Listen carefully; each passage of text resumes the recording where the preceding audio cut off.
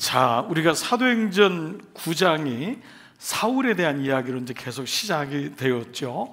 그릇된 자기 신령과 상처 입은 그 영혼을 가지고 있었던 사울이 어떻게 바뀌는가. 그래서 아나니아와의 만남을 통해서 그가 하나님을 만나게 되죠. 눈이 멀었을 때 제자 아나니아를 통하여 그의 눈이 열려지는, 하나님이 열으셨지만은 아나니아를 통해서 하나님이 그 일을 하게 하시죠. 그래서 아나니아가 사울에게 형제요, 델푸스, 아델푸스란 단어는 델푸스라고 하는 어머니의 자궁이란 뜻이라고 했잖아요. 당신은 이제부터 나의 원수가 아니라 형제다라고 하는 것이 델푸스라는, 사도행전에 처음 나온 형제란 단어는 너무도 의미 있는 단어였죠. 거기서 멈춰지지 않습니다. 하나님은 사울을 위해서 누구를 또 예비하셨죠? 바나바라고 하는 하나님의 사람을 예비하셨어요. 바나바는 하나님 말씀을 가진 자였고 모든 사람에게 존경을 받고 사랑을 받는 하나님의 사람이었죠. 우리의 인생을 돌아보면 나 혼자 된 것 같은데 절대 그렇지 않습니다. 저희도 지난 금요일 날 성령 집회를 마치고 가정에 돌아가서 아내하고 이렇게 얘기하면서 지난 인생 속에서 부족한 저 하나를 만들기 위해서 얼마나 많은 바나바가 있었는지를 돌아보게 되는 시간을 가졌어요. 정말 많은 바나바가 있었더라고요. 그건 꼭 목회자만 의미하는 것이 아니었어요. 어린아이로부터 성도님들, 할머니, 할아버지. 근데 우리가 그걸 잊고 살 때가 참 많아요. 나는 내가 만들었지 뭐, 내가 똑똑하니까. 그렇지 않습니다. 우린 바나바를 통하여, 하나님 내게 바나바를 통해서 내가 여기까지 왔다는 것을 알지 못하면 늘 교만한 자의 삶을 살 수밖에 없어요. 그런데 하나님이 바나바를 나에게 붙이신 것은 너도 이제는 바나바가 되라. 너도 바나바가 되라. 그게 이제 계속 사도행전의 말씀이 이어지는 거예요. 너는 언제까지 사랑만 받는 사람이 될 거냐? 너도 이제는 다른 사람을 사랑해주고 그 사람을 세워주는 바나바가 되어야 된다. 그 마음이 다시 드니까 정말 또다시 사명이 이루어지게 되고, 그래, 남은 시간 그 받은 사랑을 가지고 바나바의 사명을 감당해야 되겠구나. 우리는 이 만남의 축복이 얼마나 귀한지를 나누었죠. 자, 그리고 이 사울은 그렇게 바나바를 만난 다음에, 물론 이제 아나니아를 만난 다음에 아라비아 광야 3년 동안 훈련받습니다. 여러분 말씀 기억하시죠? 그리고 바나바의 도움을 통해서 예루살렘에 있는 제자들을 만나게 돼요. 아무도 사울을 믿지 않았잖아요. 그렇죠. 누가 믿어주겠어요? 근데 바나바니까 제자들이 바나바 때문에 사울을 만났어요. 그 이후로 그러나 사울은 다시 다소에 가서, 그는 제자가 그만큼 된 게 아니에요. 제자들하고 사도들하고 만났지만은, 인사는 했지만은, 예루살렘을 드나들었지만은 아무도 그에게 사역의 자리를 주지 않습니다. 그래서 다소라는 자기의 고향에 가서 무려 10년이라는 시간을 치과합니다. 거기 그냥 머물러 있는 거예요. 그때 바나바가 다시 다소에 가서 10년 동안 혼자 있는 사울을 데리고 자기가 목회하는 안디옥 교회에 데리고 와서 공동 목사로 시키는 거예요. 그러니까 이 바나바는 사람은 정말 보통 사람이 아닙니다.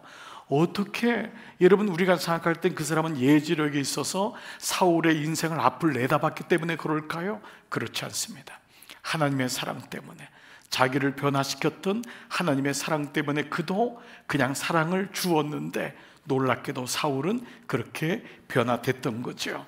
자, 이제 이런 일련의 말씀 속에서 이제 오늘 9장의 마무리는요, 그 가운데 이 교회의 초대교회 수장이었던, 사도 중에서 가장 수제자였던 베드로는 뭘 하고 있는지를 얘기를 하는 게 9장의 마무리가 돼요. 그래서 9장에는 두 지역에서 일어나는 두 사건에 대해서 말씀을 하는데요, 오늘은 첫 번째 사건에 대한 말씀을 나눠볼게요.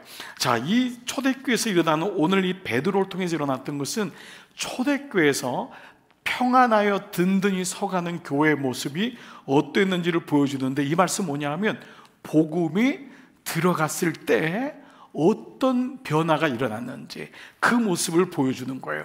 복음이 들어갔을 때 어떤 모습으로 회복되는지, 즉 말씀이 들어갔을 때 어떤 모습으로 회복되는지가 초대교회의 모습이죠. 그러니까 말씀이 들어왔는데도 안 변하는 건 그게 기적이죠. 그렇죠? 기적이 딴 게 아니라 예수님을 믿는데도 안 변하는 게 기적인데, 그러면 예수님을 만나면은 변해야 되는 거는 기정사실인데, 그럼 뭐죠? 뭐가 문제죠? 예수님의 문제가 있는 것이 아니라 내가 제대로 만나지 않은 거예요. 그러니까 우리는 이걸 돌아봐야 된다고요. 그러니까 예수를 오래 믿었냐가 중요한 게 아니라고요.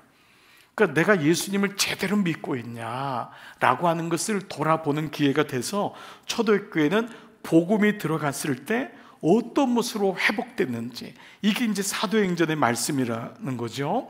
자, 그래서 오늘 32절로 33절이 이렇게 시작해요. 첫 단어가 뭐죠? 그때에. 자, 오늘 욥기의 첫 말씀이 뭐였죠? 그때에. 헬로우. 네, 여러분 욥기 말씀 기억하시죠? 오늘 말씀이 하나님이 드디어 말씀하셨잖아요. 그때에 하나님의 때가 있다는 거예요. 그때에. 그러니까 모든 말씀을 보면은요, 때라는 말씀이 계속 나오는 거예요. 그러니까 이 때라는 말씀은 뭐죠? 이 그때는 베드로의 때가 아닌 거예요. 하나님이 초대교회에 주신 때거든요. 그래, 이 때가 뭐죠? 우리가 보통 때를 두 가지로 하죠. 인간의 때, 그리고 하나님의 때. 그렇죠? 이 하나님의 때를 말하는 것을 우리가 알 수 있잖아요. 그때에, 그 하나님의 때에 베드로가 사방으로 두루 다니다가 어디 갔죠? 루따라고 하는 곳에 갔어요. 자, 루따의 지역 한번 그림을 잠깐 볼게요. 자, 여러분 여기 보시면 이제 베드로가 있는 곳이 예루살렘이잖아요. 거기서 지중해 쪽으로 간 곳이 루따예요. 루따에서 조금 올라가면 뭐죠? 요빠. 요빠에서 위로 올라가면 가이사라. 이것이 사도행전 9장 10장의 이 베드로의 선교 루틴이에요.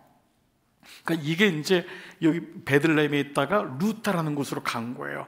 여기까지 그리스도인이 생긴 거예요. 그리고 요바에 있는 집을 방문하는 게 9장 10장에 계속 나오고, 그 위에 가이사라까지 올라가는 거죠. 이제 우리가 그 이후에 이제 이런 지형, 이런 지도도 또 이제 말씀을 좀 더 나누겠는데, 하여간 이런 이제 장면을 베드로의 전도 여행을 통해 이제 보는 거예요. 자, 루타라는 곳에 갔는데 거기 누구 있었죠? 어떤 사람이죠? 자, 다시 한번 봐보세요. 루따에 사는 성도들에게로 내려갔더니 거기에 누굴 만나죠? 애니야. 애니야는 남자입니다. 남자 이름이에요. 여자 이름으로 들려지죠. 애니야라는 이름은 뭐냐면 뜻은 아주 좋은 뜻이에요. 칭찬받는 사람. 기가 막힌 이름이에요. 칭찬받는 사람. 그의 부모님이 그에게 지어준 칭찬받는 이름이란 뜻과 달리 그는 원하지 않게 중풍병에, 지금으로 하면 스트로크에 걸린 거예요. 심장에 이상이 있거나 아니면 우리가 혈관이 터져가지고 의학적으로 말하면 중풍병에, 스트로크에 걸린 거예요. 그래서 몸을 움직이지 못하는 동안에 8년 동안 병상에 누워있는 자였어요. 애냐에 대한 구체적인 설명은 없지만은 우리는 그가 적지 않은 시간 아주 극심한 고통 가운데 있었던 걸 알 수 있습니다. 여러분, 몸이 움직이지 않는 가운데, 예를 들면 우리 요즘도 그런 병 많잖아요. 주변에 저희 아버님도 이 혈관이 고혈압 때문에 어려움을 당하셨는데 굉장히 어려우시더라고요. 우리가 혈압이 터지거나 이 혈관에 문제가 생거나 막히고 다 이거 아닙니까? 그게 중풍이 되는 거잖아요. 그래서 마지막 노후 때 굉장히 두려워하는 것 중에 하나가 이 중풍인데, 저도 아버님이 이 중풍으로 쓰러지시고 마지막 물론 연세가 되셨지만은 참 그 시간이 굉장히 삶이 어려운 거를 지켜보던 기억이 있습니다. 근데 오늘 여러분이 애냐라는 사람은 나이는 몰라요. 그렇지만 그가 8년 동안에 침상에 누워 있었다고 했어요. 다시 한번 말씀을 봐보세요. 애냐라는 사람을 만남에 띄워줘 보시죠. 그가 침상에 누운 지, 그러니까 중풍병자로 좀 걸어다니고 조금은 몸에 운신을 하는 정도가 아니라 완전히 누워 계신 거예요. 저희 아버님은 움직이긴 하셨거든요. 근데 완전히 침상에 누워있다는 것은 완전히 마비가 된 거예요. 그러면 이 사람만이 아니라 그의 가족들이 겪는 아픔은 어느 정도인지 우리는 이해할 수 있어요. 오늘날 같이 뭐 병원이 있거나 약이 좋은 게 있는 것도 아니잖아요. 그러니까 침상에 누워있는지 8년째가 된 거예요. 그러니까 그 8년이라는 세월은 완전 고통의 시간이고 절망의 시간이라는 걸 우리가 알 수 있습니다. 자, 그런데 이 8년 동안의 절망의 시간 속에서 이런 베드로가 그 루타에 갔는데 거기서 애니아에 대한 소식을 들은 것 같아요. 성도 가운데 애니아라는 사람 그리스도인이 있는데 그를 너무 불쌍히 여겨서 애니아가 초청한 게 아니에요. 이 말씀 보면은 그가 그 집을 신방한 것으로 우리가 추측할 수 있어요. 34절 보세요. 그 집에 가서 뭐라고 했냐? 베드로가 다 같이 시작. 베드로가 이르되 애니야야 예수 그리스도께서 너를 낫게 하시니 일어나 내 자리를 정돈하라 한데 곧 일어나니. 자, 이 말씀이 베드로의 첫 번째 기사라는 것을 여러분이 생각하셔야 돼요.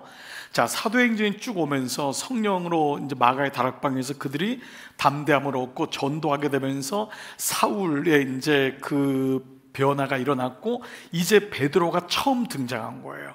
베드로의 전도행에 처음 등장했는데 그가 지금 뭐라고 하냐면 애니야야 예수 그리스도가 너를 낫게 하시니. 그리고 보통 이제 이 말씀대로 뭐죠? 일어나 걸으라. 보통 이 정도 메시지가 우리가 예측되는 메시지인데 오늘 뭐라고 했냐면 일어나 내 자리를 정돈하라 한 대로 했어요. 자, 오늘 설교 제목을 다시 한번 봐보세요. 일어나 내 자리를 정돈하라의 진의입니다. 이 의미가 뭐냔 말이에요. 우리가 그가 음식을 먹음에 강권하여 지니라의 진의를 우리가 지난 2주 전에 배웠죠. 그러니까 모든 이 말씀 속에는 그 안에 의미가 있어요. 그 말씀을 풀고 그 말씀의 뜻이 무엇인지를 추적한다면 그 말씀이 우리 삶에 무엇을 의미하는지를 제대로 알 수 있다는 것이죠. 자, 보통 같으면 예수님께서 당신을 고쳐주십니다 이렇게 말하거나 아니면 일어나 걸으세요 라고 하면은 그 정도는 충분한데 오늘 뭐라 그러지요? 예수님이 그들을 고쳐주시니 일어나서 당신의 자리를 정돈하십시오 라고 말하고 있어요. 자, 그런데 이 말씀이 베드로의 얘기가 아닙니다. 베드로의 행적을 보면 베드로는 수제자답게 그리고 성령으로 거듭난 사람답게 베드로는 예수님을 그대로 따라해요. 이게 제자인 거예요. 그래서 예수님이 나를 따르라고 하는 두테라고 하는 건 뭐냐면요, 발자국이 눈 위에 사람들은 많이 지나가는데 발자국이 하나가 있는 게 두테예요. 그러니까 두테라는 건 뭐냐면 예수님이 가르쳐 준 대로 하는 거예요. 교회는 예수님이 가르쳐 준 대로 하는 거예요. 여러분 계속 얘기하지만 묵상, 양육, 목장은 우리 방법이 아니에요. 예수님 방법이에요. 그래서 이게 쉬운 것 같으면서도 어려운 거예요. 왜냐하면 예수님 방법이기 때문에 이게 쉬운 것 같지만 해야 되지만은 영적 전쟁이 있는 거예요. 여러분이 인간적으로 쉬운 거를 딱 얘기하면 그거 쉬워요. 인간적으로 의지로 하면. 그러나 묵상은 의지로 안 돼요. 성령의 도우심이 필요해요. 양육도 내가 의지를 꺾어야 돼요. 많은 사람들이 그냥 예배만 드리러 오지 누가 양육받아요? 누가 공동체 안에 들어와요? 그냥 다 기둥 뒤에 숨었다가 예배 뒤에 앉았다가 예배 드리고 그냥 가면 되잖아요. 그 작은 교회 공동체에 들어가려면 자기가 순종도 배워야 되고 그 안에서 남의 말씀도 들어야 되고 공동체 생활을 해야 돼요. 그러니까 여러분 예수님이 가르쳐준 게 묵상, 양육, 공동체 이와 같듯이 두테라고 하는 것은 발자국은 하나인데 걸어간 사람이 많다는 게 두테인 거예요. 근데 베드로는 예수님을 늘 기억했던 것 같아요. 그래서 왜 이게 예수님이 말씀하신 거냐 하면 요한복음 5장에 보면은 4장이 무슨 사건이 나오냐면 사마리아 여인 사건이 나와요. 4장이 사마리아 굉장히 중요한 사건이잖아요. 사마리아 여인 사건. 매일마다 그 물을 먹으러 나오는 남편 5 있고 지금도 남편이 있지만 목마른 그 여인에게 예수님이 그에게 생수를 주시는 장면이 요한복음 4장이에요. 근데 요한복음 4장에 그 사건이 끝나면서 나오는 5장에 무슨 사건 나오냐면 베데스다 연못이 나와요. 베데스다 연못. 자, 오래된 매일마다 그 물을 먹는 남편 5 가지고 있는 사람. 베데스다 연못은 뭐냐 하면은 그 연못에 전설이 있었어요. 천사가 내려와서 물을 통해요. 물을 휘저어요. 휘저을 때 제일 먼저 들어가는 사람이 고침받는다는 전설이 있어가지고 그 전설, 말도 안 되는 전설을 믿고 수많은 환자들이 베데스다에 모인 거예요. 그래서 먼저 들어가기를 바라지만은 어떤 환자도 먼저 들어갈 수가 없는 거예요. 누가 먼저 들어갔는지도 몰라요. 누가 낳는지도 몰라요. 근데 그 베데스다의 이름이 뭐냐면 은혜의 집이에요. 이것처럼 역설이 어디 있어요? 이율배반적인 게 어디 있어요? 이거 뭐 말하는 거죠?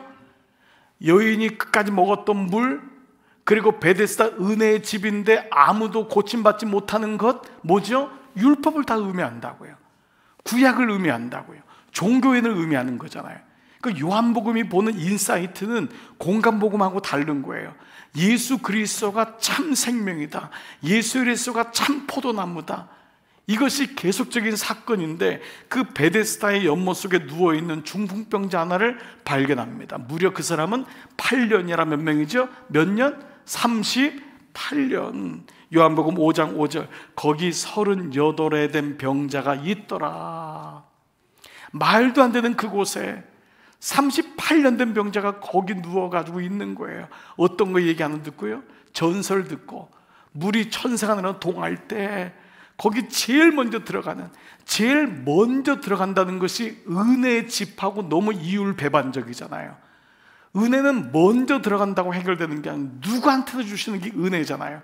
근데 그 베데스다는 가장 먼저 들어가야 돼. 교회 안에서도 가장 먼저 해야 되는 거예요. 이거는 은혜가 아니라 기계론적 구원, 깔때기 구원, 율법적이잖아요. 거기 매여 있는 거예요. 그래서 예수 믿어도 1등 하려고 하는 거예요. 거기에 대한 마음이 아직도 해결이 안 되는 거예요. 예수 믿어서 1등을 유지하고 싶은 사람, 이 사람을 향해서 기복주의적인 믿음이라고 하는 건 뭐예요?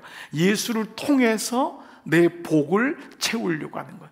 예수 통해서 애를 공부 잘 시키고, 예수 통해서 좋은 데 직장 가고, 이게 순서가 바뀐 거란 말이에요. 아이가 좋은 대학 가는 게 문제가 아니에요. 이게 잘못된 게 아니라 예수가 먼저가 아니라 예수를 통해서란 말이에요. 그러니까 그때는 몰라요. 기복주의적이 되면 그때는 몰라요. 그러니까 오늘 마침 이 책이 위에 있네요.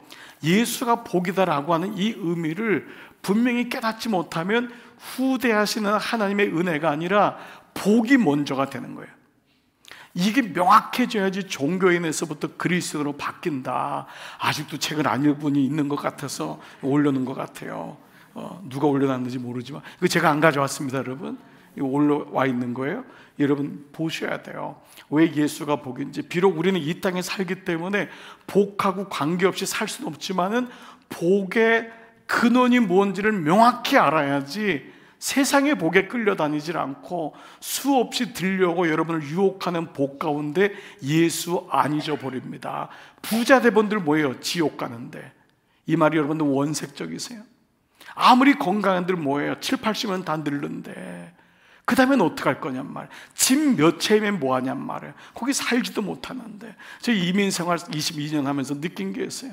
너무너무 아메리칸 드림 가지고요 집을 큰 걸 사요. 막 수영장 있는 집을 사요. 막 주유소 몇 개 하면서요. 그 너무너무 거기를 막 열심히 일하니까 주유소 그 쪽방에서 그러고 자요. 백만장자인데 포기를 못 하는 거예요. 이제 그만 쉬어라. 그만 좀 양육도 하고 목장하라고 해도 그게 안 돼요. 돈을 버는 재미를 느끼니까 매일마다 돈 버는 거예요. 부인도 쪽방에서 자고 이쪽 주유소에서, 남편도 이쪽 주유소 쪽방에서 자고, 그 큰 집에 풀 있잖아요. 그 수영장, 거기 멕시칸 애들이 청소하러 와서 수영해요. 멕시칸 애들이 와서 고기 구워 먹고요, 청소하러 온 애들이요. 그 큰 수영장에 이 사람은 쪽방에서 자는 거예요. 그러다 나중에 병 걸려요. 우리가 예수 믿으면서 이룰 수 있는 거예요. 우리의 궁극적인 목적이 뭐냔 말. 우리 모든 것이 예수님께로 모아지지 않으면은 부자가 돼도 헛것이고 건강해도 헛것이고, 오늘 그 말씀이 이제 애니야를 통해 보여주는 건데요. 자, 다시 한번 봐보세요. 5장 5절 6절. 예수께서 그 누운 것을 보시고 병이 벌써 오랜 줄을 아시고 이르시되 내가 낫고자 하느냐. 당연히 낫고 싶어 하겠지요. 당연히. 그런데 뭐예요? 물이 움직이기 시작해서 동할 때 가장 먼저 들어가야 되는데 누워있는 38년 된 자가 어떻게 먼저 들어갈 수 있어요? 못 들어가면서 나갈 수가 없어요. 그러자 5장 8절 다 같이 예수께서 시작. 예수께서 이르시되 일어나 내 자리를 들고 걸어가라 하시니. 그 물로 들어갈 필요 없다는 거예요.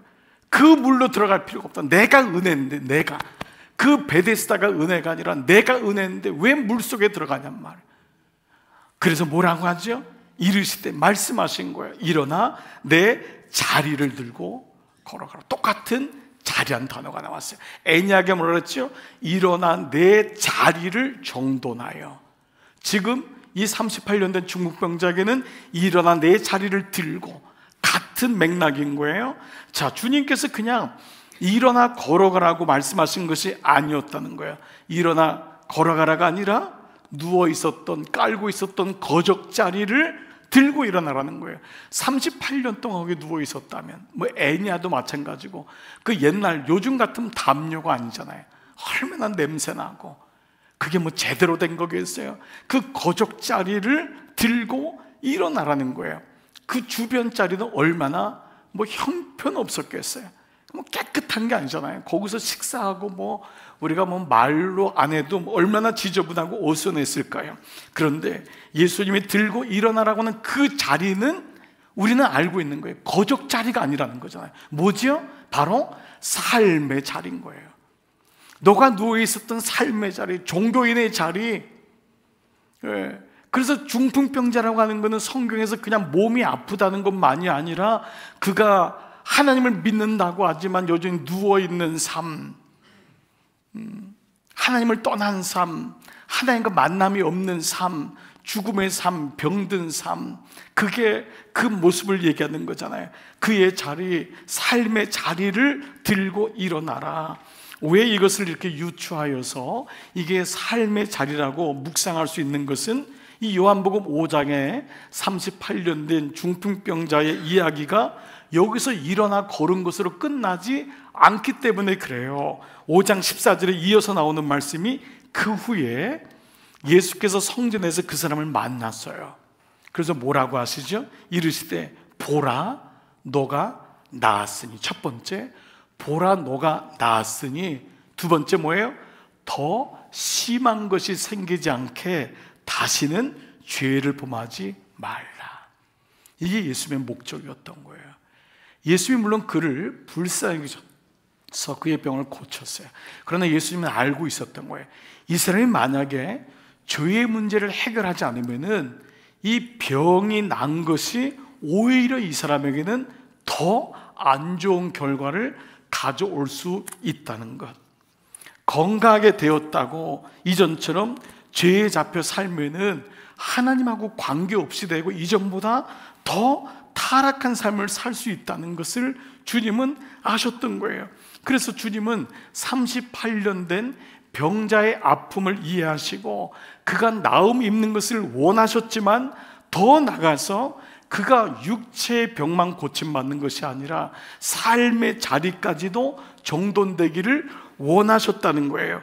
그래서 이 5장 9절의 말씀이 그 사람이 곧 나아서 자리를 들고 나간 거예요. 이 말씀을 요한복음과 사도행전은 계속 이어서 하고 있는 거예요. 그가 나았더라가 아니라 그가 삶의 자리를 들고 걸어갔더라. 삶의 문제가 해결된 거였어요. 다시 여러분, 예수님께서 더 심한 것이 생기지 않게, 우리는 이 오히려 육체의 건강을 회복한 다음에 오히려 하나님을 떠나거나 육체의 건강 때문에 하나님을 알지 못하는 사람이 의외로 많습니다. 저는 여러분이 병 때문에 많이 기도하지만 적절한 병이 있어야 돼요. 이 얘기를 여러분 절대 오해하지 마세요. 여러분 절대 건강하시면 안 돼요. 마음이 아프거나 몸이 아프셔야지 여러분 예수님께 붙어 있습니다. 물론 우리에게는 건강할 때 열심히 주님을 위해서 살면 좋아요. 그러나 여러분이 건강 때문에 너무 힘들어하지 마세요.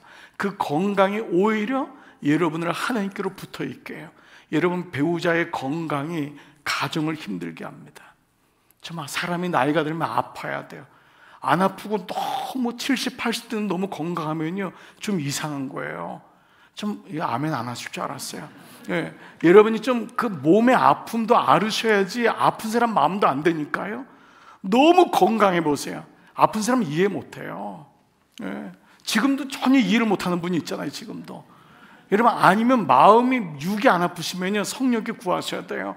주님 제가 몸이 아프진 않지만 제 마음은 아프게 하셔서 아픈 사람 마음을 이해할 수 있게 달라고.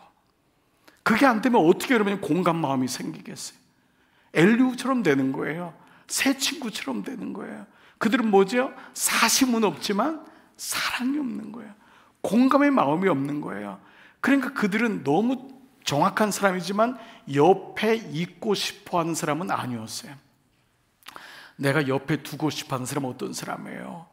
그 마음을 알아주는, 이해해주는 사람이잖아요. 그러니까 오늘 삶의 자리를 들고 일어나라는 말씀에 우리가 한번 포인트를 한번 더 보자고요. 자, 요한복음 5장이 바로 이 말씀인데 4장이 어떤 말씀이라 그랬죠? 사마리아 여인이라 그랬잖아요. 사마리아 여인에 대한 말씀도 한번 보세요. 어떻게 끝나냐? 4장 28절 29절 여자가 물동이를 버려두고 동네에 들어가서, 물동이는 뭐죠? 여인의 목마름을 해결해 주는 도구였어요. 이 물동이를 가지고 다들 자는 냅시간, 냅타임에 모든 사람들은 몰래 가서 물을 기르면서 자기의 목을 축였지만 사실 그 사람은 이 육체의 목이 마른 게 아니라 그 욕망의 목을 해결할 수가 없는 거예요. 남편이 5이나 있고 지금 있는 남편도 네 남편이 아니라 그랬잖아요. 예수님 꿰뚫어 보셨잖아요. 이 욕망의 이 목마름을 어떻게 해결할지 말이에요. 그거를 사용한 게 뭐냐면 물동이었잖아요. 근데 그가 예수님 만나면서 물동이를 버려두고 그 사람을 기피했던 그 사람이 동네에 들어가서 사람들에게 뭐라고 하죠? 내가 행한 모든 일을 내게 말한 사람을 와서 보라. 내 모든 것을 아는 사람을 와서 보라는 거예요. 내 목마름에 대해서 아무도 해결해 주지 못했다. 어떤 사람은 동네 사람 뭐라 그랬어요? 그 남편이 아닌가 봐, 이 남편 맞나 봐. 그게 세상 사람들이 해줄 수 있는 거잖아요. 근데 예수님이 말씀하신 건 이 물을 먹는 자마다 계속 목마르거니와 내가 주는 물을 먹는 자는 영원히 목마르지 아니한다. 그래서 내가 행한 모든 일, 내 마음속에 있는 모든 일을 나에 대해서 아는 사람을 와서 보라. 이 사람이 누구냐고? 메시아다. 이 사람이 그리스도. 그 다음에 뭐예요? 29절 30절에 그가 예수를 그리스도라고 전하니라. 사명이 생긴 거예요. 삶이 정돈이 된 거예요. 삶의 가치가 무엇인지를 알게 된 거예요. 이런 면에서 그녀의 물동이는 그녀의 삶의 자리였던 거예요. 그러니까 물동이를 버려뒀다는 것은 우리의 삶을 포기하는 게 아니에요. 우선순위가 바뀌었다는 거예요. 우선순위가 바뀐 거예요. 이와 같은 사실을 목격했던 베드로는 지금 루다에서 자신이 주님으로부터 배웠던 것, 자기가 경험했던 것, 자기가 변했던 것을 그대로 애니야에게 말하고 있는 것입니다. 믿음이란 것은 제대로 배워야 되는 거예요. 제대로 말씀을 배우고 알고, 여러분들이 조금은 실망스러워도 난 지금까지 믿음 생활 뭘 했나? 그런 마음이 든다고 포기하지 말고 매일마다 다시 말씀 앞에 서고 제대로 말씀을 묵상하고 양육하고, 이런 모든 과정들은 우리가 하나하나 밟아 나가는 거예요. 우리는 이제 아는 거예요. 교회 오래 나왔다고 내가 예수 믿는다고 하는 증거가 없는 거예요. 그를 따로 말하면 베데스다 연못이죠. 여러분, 베데스다 연못은 뭐예요? 그 당시 있었던 교회 아니에요. 그 교회의 모습이 베데스다 연못이었잖아요. 은혜의 연못이라고 했지만 그 안에는 뭐예요? 이전 투구하고, 그 안에는 예수를 통해 복 받으려고 하고, 그런 사람들의 모임 속에 예수님은 뭐예요? 일어나 걸어라. 예수님 말씀하신 것을 보게 되죠. 자, 베드로는 애니야에게 말하죠. 애니야야, 예수 그리스도께서 그대를 고쳐주시니 일어나서 당신의 자리를 정돈해라. 자, 이것은 우리에게요 아주 대단히 중요한 인식의 은혜를 주십니다. 인식의 은혜는 지난주 말씀드렸듯이 이번 주일에도 또다시 한번 말씀을 드리는데, 하나님이 우리에게 기회를 주세요. 기회를 주시는 것 중에 가장 큰 영역이 뭐냐면 말씀과의 부닥침이에요. 그래서 예배가 귀해요. 예배가 귀한 거예요. 왜 우리가 자녀들을 예배로 데리고 오냐 하면은, 여러분들이 처음에는 몰라요. 그래서 교회만 데리고 오기 바빠요. 근데 그가 어느 날 데리고 오면서 예배를 한번 제대로 만날 때 거기서 인식의 변화가 생긴다고요. 인식이 항복되거나 무너지거나 굴복되는 경험을 할 때 그걸 가리켜서 은혜를 받았다고 하는 거예요. 그래서 예배가 귀한 거예요. 예배가 귀한 거예요. 이게 없으면 그냥 나오는 거예요. 그래서 우리가 많은 중보인들이, 부모님들이 뭐죠? 이 아이를 교회에 오는 것으로 기도하지 않고 교회에 왔을 때 하나님을 만나게 해달라고, 그 말씀이 들리게 해달라고.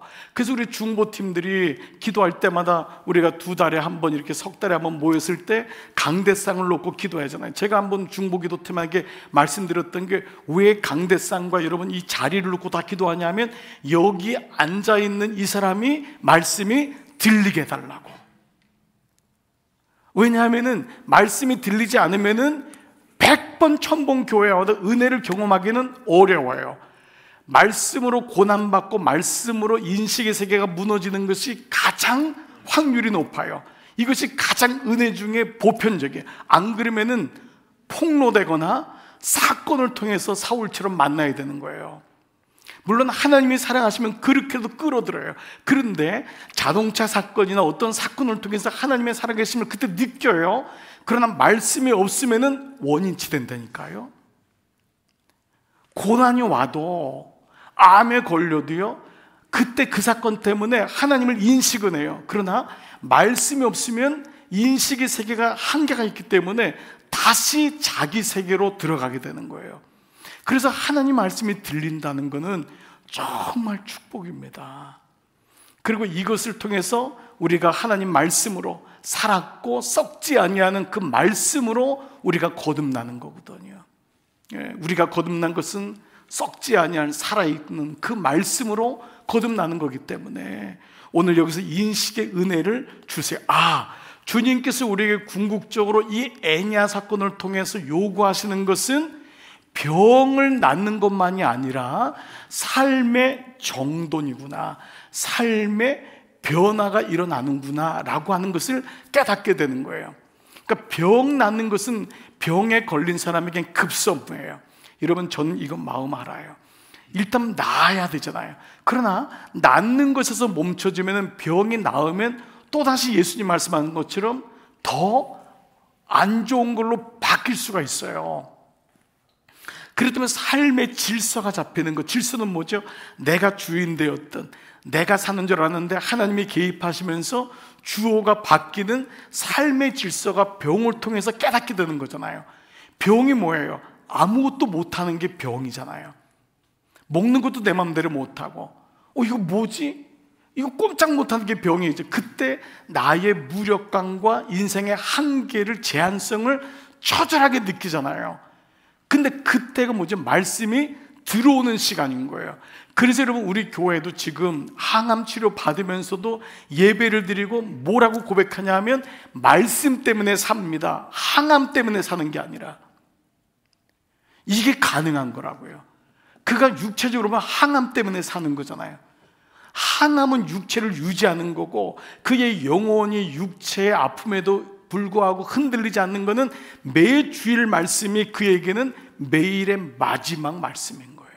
그래서 그 말씀이 어느 때보다도 절실하고 그 예배를 뺏길 수 없는 마음을 갖는 거죠. 이런 차원에서 보면은요, 초대교회의 영적인 수준은 상당히 높았음을 알 수 있습니다. 그들은 치유라는 것은 그저 몸이 고침으로 본 것이 아니라 삶의 변화를 본 거예요. 그래서 여러분, 우리가 어떤 분이 병이 났을 때 그를 위해서 꼭 중보하는 것은, 주님, 일단 병에서부터 나음 얻기를 원합니다. 그러나 간절히 원하는 것은 그의 삶의 변화가 있기를 기도합니다. 그렇기 때문에 우리에게는 고난은 당황스러워요. 그러나 고난을 우리는 그것 때문에 기이 여기거나 예수 믿지 않았을 때처럼 재수가 없네 라고 하는 부분이 아니라, 이 고난이 예수님을 만날 수 있는 삶의 변화로 끄는 팩터가 되는 거예요. 요인이 되는 거예요. 그래서 오히려 고난 속에서 더 기도하고, 고난 속에서 더 중보를 요청하고, 고난을 오히려 하나님께로 나갈 수 있는 기회로 삼는 것이죠. 그렇습니다. 죄로 얼룩지고 헝클어지던 삶이 주님의 십자가 보혈로 씻어지면서 예수님을 내가 그때 만나게 되고, 나의 삶의 죄로 인해서 해결되지 못했던 부분들이 고난을 통과해서 해결되는 거예요. 정돈되는 거예요.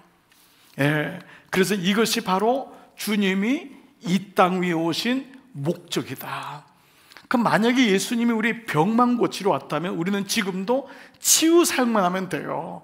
그래서 여러분, 치유 사역하는 자들 귀해요. 그러나 거기에 여러분이 너무 마음 뺏기지 말라는 거예요. 그리고 치유 사역자도, 저도 주변에 치유 사역하는 목사님들이나 행하는 분들에게 정말 정신 바짝 차리지 않으면은 치유 사역자가 타락하는 경우가 너무 많은 거예요. 육체적인 고침을 가지고 얘기하면은 예수 모르는 사람도 돈 싸들고 옵니다. 병 고치는 게 얼마나 중요해요. 오늘 이것처럼 시급한 문제가 어디 있어요? 그러나 예수님이 만약에 병 고치는 것으로 왔다면 우리에게 구원을 줄 리도 없고 우리에게 말씀을 줄 리도 없잖아요. 무조건 병자만 고치면 되잖아요. 근데 주님은 제자들을 세우고 교회를 세우고 당신의 복음을 전파하는 걸 보면은 병 고치는 것은 당신의 교회를 이루어 나가는 과정 중에 하나가 되어야 되지, 병 고치는 것이 예수님의 모든 사역의 처음과 마지막이 되면 안 된다고 하는 것입니다. 예수님이 오신 목적은 뭐예요? 그의 병을 통하여 삶의 자리가 변화되는 것, 그의 주어가 바뀌는 것, 예수의 끄러 그의 사명과 가치가 바뀌는 것, 이것이 예수님 오신 목적이잖아요.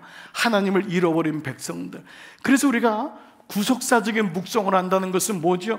구속사적인 뜻, 여러분 또 많이 좀 잊어버리셨겠지만 구속사라는 뜻은 5가지의 이제 요 맥락이 있죠. 그냥 여러분에게 좀 암기하기 쉽게 한다면 저는 그냥 하나님께서 이게 그냥 저는 그냥 성성 이렇게 했는데, 자, 이게 그냥 암송하는 방법이 다르니까요. 여러분 제가 그냥 풀어볼게요. 성성, 하나님께서 그의 기뻐하시는 그의 주권과 경륜을 따라, 여러분 운을 떼시는 거예요. 하나님께서, 주어가 하나님께서 그의 기뻐하시는 그의 주권과 경륜을 따라. 그 다음에 뭐라고요? 죄는 죄예요. 죄, 발음이 잘 안 돼서 죄로 한 거예요. 개그라고 했다가 죄는 죄예요. 하나님께서 그의 기뻐하시는 주권과 경륜을 따라 죄에 빠진 당신의 백성을, 그 다음에 뭐예요? 그의 아들 예수 그리스도를 통하여, 그렇죠, 구원하실 것을 성경을 통해 계시하시고, 마지막 성령의 교회 운동을 통해 성취하실 것을 점진적으로 이루어가는 역사가 구속사인 거예요. 자, 운을 한번 떼보겠습니다. 성성, 시작. 하나님께서 당신의 기뻐하시는 주권과 경륜을 따라 여러분은 운을 떼려니까요. 내가 하고, 자, 죄로 빠진 인간들을, 죄에 빠진 우리들을 위해 그 아들 예수를 통해 구원하시고자 성경을 통해 계시하시고, 5번째도 성령의 교회 운동을 통해 성취해 가실 것을 성취해 가시는 점진적인 역사다. 이게 하나님께서야. 하나님께서 이거를 잃어버리면은 우리는 계속 나만 보게 되는 거예요. 하나님 말씀을 보는 것은 힘들어도 하나님께서 그의 기뻐하시는 주권과 경륜을 따라, 이게 구속사적인 묵상의 첫 번째예요. 이게 안 되면 계속 우리는 적용하기 바쁜 거예요. 왜 나를 안 고쳐주지? 왜 얘는 지금 대학에 떨어졌지? 왜 나는 이렇게 고난이 많지? 계속 나만 보게 되는 거예요. 그럴 때마다 하나님은 뭐죠? 욥을 통해서 오늘 뭐죠? 그때에 하나님께서, 여호와께서 욥에게 등장하신 거잖아요. 그러니까 이 주어 찾기가 너무너무 중요하죠. 그래서 첫 번째 이 구속사적인 묵상이 구속사적인 적용으로 가는데, 그 적용이 뭐냐면 삶의 변화인 거예요. 예수님으로 인하여 내 삶이 변화가 일어나는 거예요. 이것이 오늘 에니야를 통해 보여주는 것입니다. 사랑하는 여러분, 생각해 보십시오. 베데스다의 환자나 이 루다의 에니야가 오직 육체적인 자유함, 육체적인 어떤 치유만을 얻었다면 결과적으로 이런 것은 얼마나 많은 일들이 일어나겠어요. 그가 나았더라. 그러나 그의 마지막은 다 죽었더라예요. 그가 병을 고침받아도 그는 죽습니다. 물론 이게 여러분에게 절망적인 메시지가 아니라, 이 말은 뭐냐면 회복된 건강으로 만약에 그가 주님을 알지 못한다면 여전히 욕망을 쫓아다니는 더 추한 삶을 산다는 거예요. 이게 인간의 욕망입니다. 그래서 당신의 삶 속에 하나님 나에게 치유를 주시는 이유가 무엇인지를 알아야 되는 거예요. 그래서 오히려 애니아는 고침받지 못하는 게 더 나을 수 있어요. 오히려 고쳐진 다음에 자신의 욕망을 위해 산다면 그는 자신의 배우자나 가족을 위해서 더 아픔을 주는 인생을 살게 되는 것입니다. 여러분 중에 혹시 큰 수술이나 중대한 결정을 앞두고 하나님 앞에 기도하셨던 분들이 계실 거예요. 하나님, 살려만 주시면, 하나님 이번 문제만 해결해 주시면 제가 이렇게 살겠습니다. 그런데 여러분, 그 기도에 응답된 이유는 오직 한 가지는 여러분들이 삶을 정돈하겠다고 하는 그 기도를 하나님이 응답해 주셨기 때문이에요. 이게 그리스도의 응답인 거예요. 그냥 경우의 수가 맞아서 병이 낫고 경우의 수가 맞아서 그 문제가 해결된 게 아니에요.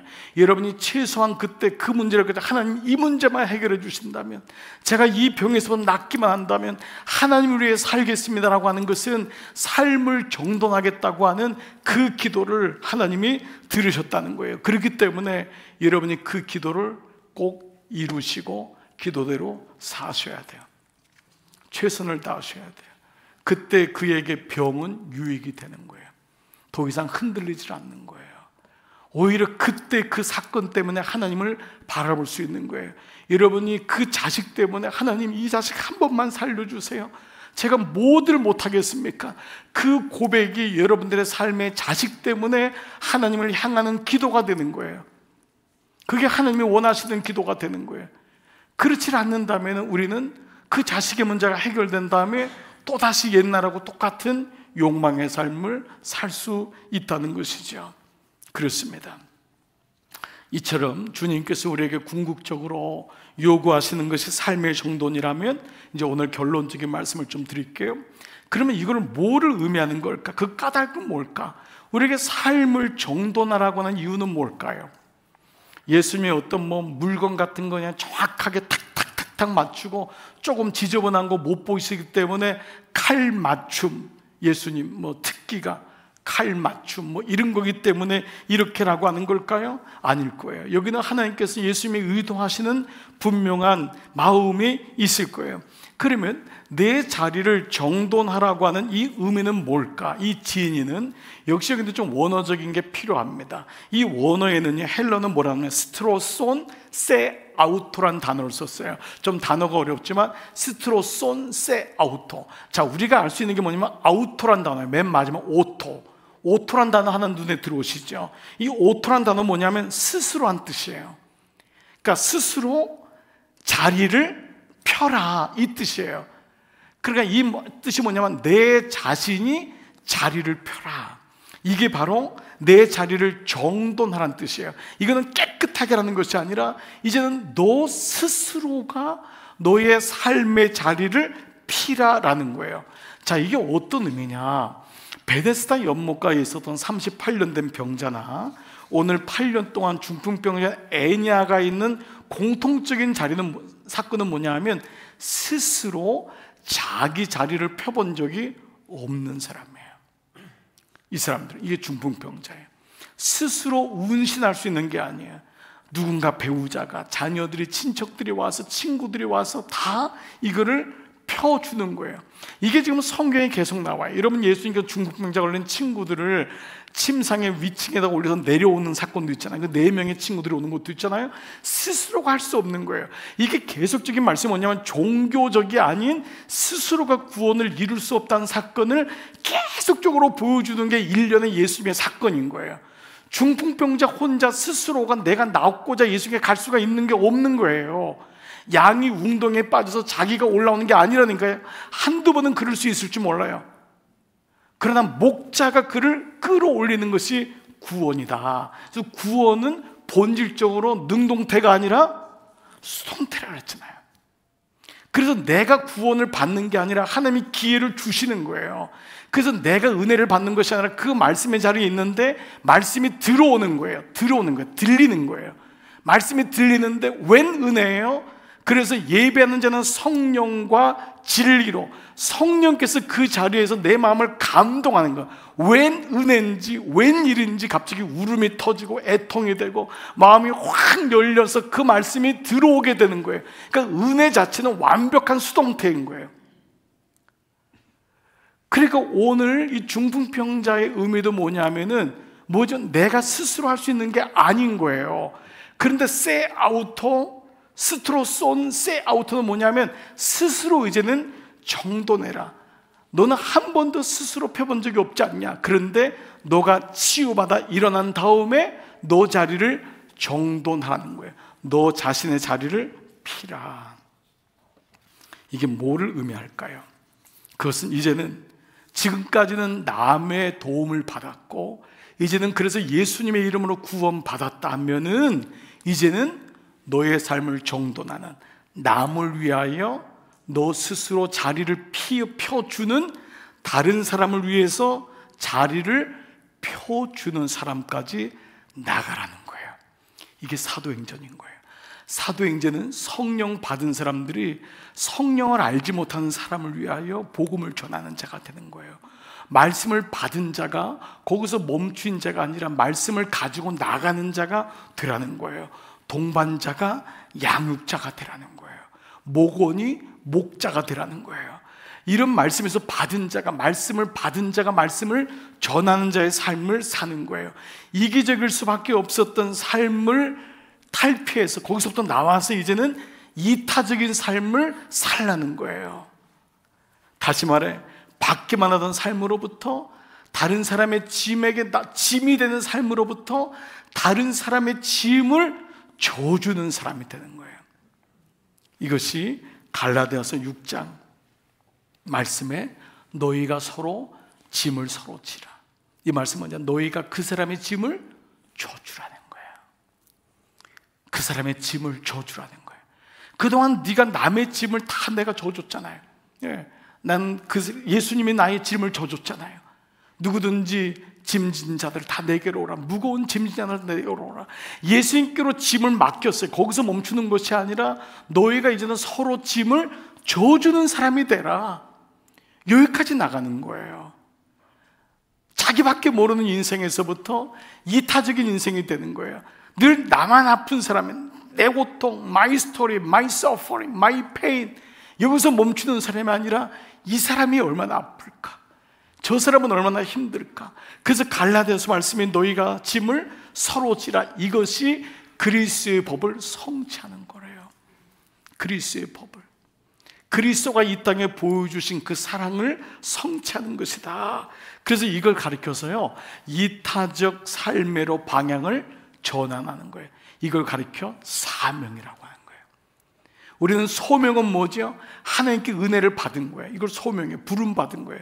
그 소명에서 멈추지 아니라 사명은 뭐예요? 그 빚진 자의 마음을 가지고 그 마음을 가지고 상대방에게 주는 거예요. 이게 사명이에요.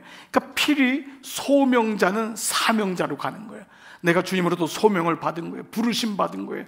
그 사람은 사명자로 이타적인 삶, 다른 사람을 세우고 다른 사람에게 복음을 전하고 나 때문에 예수 믿는 사람, 나 때문에 구원받은 사람을 보라는 거예요. 우리가 천국 갔을 때 감격할 거예요. 분명히 천국문이 열리면서 하나님 너무 감사해요. 나 같은 사람이 구원받았는데 우린 그걸로 하나로도 너무 감격할 거예요. 그런데 하나님이 꼭 물으실 게 있을 것 같아요. 너를 통해 몇 명이 구원받았냐? 이거를 물으실 것 같아요. 내가 구원받은 건 너무 감격하는 거야. 내가 너에게 준 배우자는 어디 있냐? 내가 너에게 준 자녀는 어디 있냐? 내가 너에게 준 친구들은 어디 있냐? 너를 통해서 내가 너 때문에 십자가에 내가 죽었는데 너를 통해 구원받은 사람은 몇 명이냐? 그래서 우리는 평생 교사의 삶을 사는 거예요. 이게 평생 양육자인 거예요. 평생 성경 교사가 되고 평생 섬기는 자예요. 왜죠? 내가 다리가 되어서 나를 밟고 그들이 천국으로 가는 거예요. 이게 사도행전인 거예요. 너가 애니야, 너 8년 동안 낳았어, 중풍병자 걸렸어, 너 낳았구나, 박수 치는 게 끝나는 것이 아니라 내 삶의 자리를 피라는 거예요. 너 삶의 자리를 이타적인 삶으로 너를 위해서 너가 이제는 그들에게 자리를 펴주라는 거예요. 그래서요, 이 펴다라는 말과 똑같은 단어가 세아우토란 단어인데, 마가복음 14장에서요 예수님이 마지막 유월절 장소를 제자들에게 찾아보라 그래요. 거기가 이제 마가의 다락방이죠. 어머님 마리아의 집이잖아요.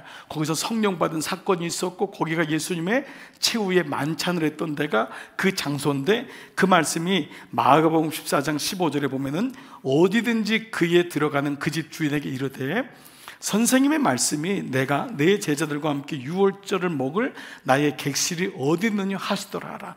이렇게 얘기하면은, 그러면 놀랍게도 그 주인이 그 얘기를 그리하면은 자리를 베풀고, 이게 세아우토예요. 자리를 정돈하고는 뭐예요? 베풀고. 여러분이 은혜를 받은 이유는 베풀기 위함인 거예요. 거기까지 나가야 돼. 그러면 어느 순간에 나는 다 부자가 된 다음에, 나이가 든 다음에, 아니에요. 여러분, 왜 고일 필요가 어디 있어요? 날마다 그 말씀을 가지고 전하고, 그것이 기쁨의 삶이 되는 거죠. 예비된 큰 다락방을 보일 것이다. 그러니까 이것이 베푸는 인생인 거예요. 여러분 생각해 보세요. 우리가 만약에 난 나이가 60이 넘어서 70이 돼서 베풀 거예요 한다면은, 저는 이 자리에 없을 거예요. 저는 당시 초등학교 내 친구가 믿음이 너무 귀했기 때문에 전하지 않으면 못 견디는 마음을 가져서 저에게 교회에 가자고 했던 거예요. 제가 만났던 선생님들은 당시 20대였어요. 그 선생님들이 말씀을 받은 소명자였는데, 그 말씀을 견디지 못하니까 찬영아, 네 아버지는 하나님이시여, 그 말씀을 주셨고 그 말씀의 은혜를 받은 거고, 그 환일고등학교 교장 선생님, 그때 40대 중반인 교감 선생님이 저 같은 사람에게 감리교 신학대학에 원서를 갖다가 당신이 돈 들여가지고 해준 거란 말이에요. 원서를 갖다가 써준. 왜요? 그분들이 견디지 못했거든. 베풀었거든요. 그 어머니들이 고추장 팔고 된장 팔고 김치 팔아서 신학교 가는 그 6년 내내, 그 대학원까지 다 등록금을 대주면서 고추장 팔고 김치 팔아가지고 책값을 하고. 제 친구는 이은창이가 우유 배달했던 친구예요. 지금은 구청에 이제는 뭐 공무원으로 이제 은퇴할 나이가 돼서 고위직으로 은퇴하지만, 그때 자기는 대학을 못 가는 거예요. 저 혼자 대학 갔어요. 그 친구는 공고를 나왔거든요. 그 다음에 이제 공무원 시험 돼가지고 평생 30몇 년 동안 공무원으로 이제 내년에 퇴직하는데, 그 친구가 대학 간 나를 보면서 너무너무 마음이, 돈이 없어 책을 못 보니까 28번 종점에서 우유 배달한 다음에 끝나고 오는, 제가 학교에서 끝나고 오면은 그날 다 받았던 돈을 제 주머니에다 다 집어넣어주면서 나는 책을 못 보니까 너는 책을 사라고 했던 그 친구의 베품 때문에 저는 책을 읽었던 거예요. 보십시오. 누군가의 베품 때문에 살았잖아요. 누군가의 베품 때문에. 그 친구의 그 동전 떨어지는 그 꼬깃꼬깃한 돈 때문에 저는 딴 길로 갈 수가 없었던 거예요. 그게 베품의 선순환인 거예요. 오늘 애니아에게 이 말씀을 하는 거예요. 삶의 자리가 정돈된 것은 그냥 병 고침 받으러 끝나는 것이 아니다. 너도 가서 다른 사람의 자리를 펴줘라. 그리고 그도 고침받도록 도와줘라. 이게 사명인 거예요. 말씀 마무리할게요. 그래서 예수님의 만남이, 예수님으로 인한 변화가 너무 소중한 거예요. 예수님이 내 삶에 들어오면, 말씀이 내 삶에 들어오면은 비로소 내 삶의 자리가 보이는 거예요. 내 삶의 자리가 보이게 되고, 그 자리를 들고 일어나라는 주님의 음성이 들리는 거예요. 내 삶의 자리 너무 비천하고 여기 무슨 소망이 있어. 근데 거기 순종한 거예요. 삶의 자리를 들고 일어서는 거예요. 그게 비참할지라도, 깨진 마음이라도 거기 순종하는 거예요. 근데 그때 하나님께서 우리를 성장시키는 거예요. 그때 하나님이 우리를 일으키시는 거예요. 그래서 에베소 4장 13절, 우리가 다 하나님의 아들을 믿는 것과 아는 일에 하나가 되어 온전한 사람을 이루어 그리스도의 장성한 분량이 충만한 데까지 자라나라는 거예요. 이게 예수님으로 인한 변화예요. 우리랑 주님이 잘하게 하는 거예요. 애니아가 병에서 낫는 것을 멈추지 아니하고 제자가 되라, 베풀어라, 세아우토, 남의 자리를 너도 깔아주어라, 그런 마음이 되는 거예요. 이게 장성한 분량인 거예요. 믿음으로 자라나는 것입니다. 그렇습니다. 그래서 에베소 4장 14절 그 이후의 말씀, 왜 그러냐? 이제부터 우리는 어린아이는 지 밖에 모르는 거예요. 어린아이는 다 그거 붙잡고 있는 거예요. 아이스크림 하나 붙잡고 그냥 그거 안 뺏기려고, 그게 전부인 거예요. 근데 여러분, 하나님의 손이 커요, 내 손이 커요. 그러니까 내 손으로 붙잡으려고 하면 안 되더라고요. 네. 제가 그 우연치 않게 한 프로를 보다가 카네기에 대한 얘기가 나오더라고요. 카네기는 큰 부자였잖아요. 미국의 뭐 세계적인 부자 강철왕이라는 사람이, 부자는 어릴 때부터 알아본다고. 이 아이는 너무 지혜가 있었나 봐요. 너무 먹고 싶은데 그 과일 장사, 이 체리 과일 장사가 있는데, 그 장사하는 분이 옆에서 돈도 없는 애가 있으니까 그래 먹어라, 네가 원하는 대로 네 손으로 가져가라 했더니 얘가 안 가져가는 거예요. 계속 안 가져가고 있는 거예요. 그랬더니 이 주인 아저씨가 자기 손으로 왜 안 가져가냐? 준 거예요. 어머니가 물었대잖아. 왜 너는 안 가져가냐 했더니 내 손으로 가져가 봤자 몇 개 못 가져간대. 그래서 그 주인 아저씨가 듬뿍 집어서 주는 거예요. 저는 그 말씀을 묵상하다가요, 내가 혹시 우리 그런 인생을 사는 거 아니에요? 조금 더 아끼고 조금 요거 해가지고 하나님의 손을 잃어버리고 사는 거예요. 그러니까 여기서 멈추는 거예요. 장성한 분량까지 가는 거예요. 그저 하나님이 우리를 키워주시는 거예요. 사랑하는 부모님들이요, 여러분의 때에서 여기서 보시면 안 돼요.